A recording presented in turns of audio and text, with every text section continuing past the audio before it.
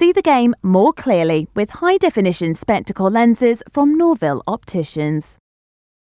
Charlie, back into Europe, and I suppose after last week's win, the squad must be pretty confident. Yeah, we needed a win. Obviously, we'd had a few disappointing results the weeks before. We've had some important players coming back into the squad, and it was a scrappy game at London Irish, but it was the points that we needed just to keep us at the right end of that table. So yeah, I guess we carry a little bit of confidence from that, and we just got to keep building now and try and get that momentum that we had before after the last European break.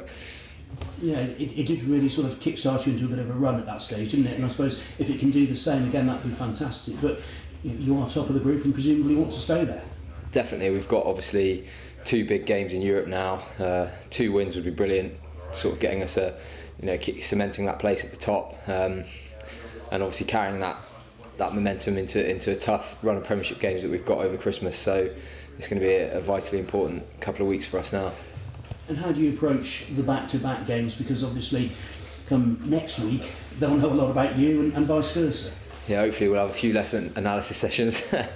No, it happens every year. You end up playing someone back-to-back, and I guess it makes it interesting, especially if you if you win one week and away or at home. So it'll be interesting, but. No, we'll.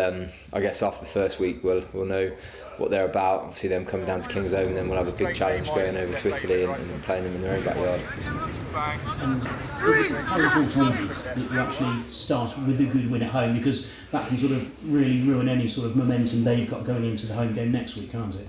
Yeah, exactly. Like I said before, that's the having it back to back means if you get I guess it's almost psychological. If you get a good win first game. That there's you leave that sort of playing on their minds a bit, so we'll definitely want to go out this weekend and put in a big performance and try and get the result that we need. Interesting team as well. Billy comes back in, but obviously having been away with England, Johnny and Ben get a week's rest. I suppose they probably needed that, but it just shows actually there is a bit of strength in depth with Gloucester, doesn't it? You don't have to bring them back in immediately. Definitely, we've got that strength and depth in the squad. Those boys are a bit soft, they want the week off, need to rest up. That would be good to have them back next week, back in Hartbury, back in the training environment. Obviously, it's good having those other boys who've come back in. Poor Greg didn't get a week off. They played one less game though, I suppose. But yeah, there's plenty of strength and depth. It's really shown over the last 6 weeks, especially after the last run of Europe, and then when we went into the LV and there was lots of guys got a chance to play, and obviously with the important guys we've had missing over the autumn, other guys have had a real chance to step in and put their hands up, and you need that these days. You need strength and depth in the squad if you want to do well. Marco Bortonami, obviously one of the names that stand out in the Zebre side. How good will it be to see him? Because I suppose you're one of the few players still around here who remembers him. It'd be nice to see Marco and obviously a couple of other guys. It'd be nice to see Tommy and and Meatball, Dario.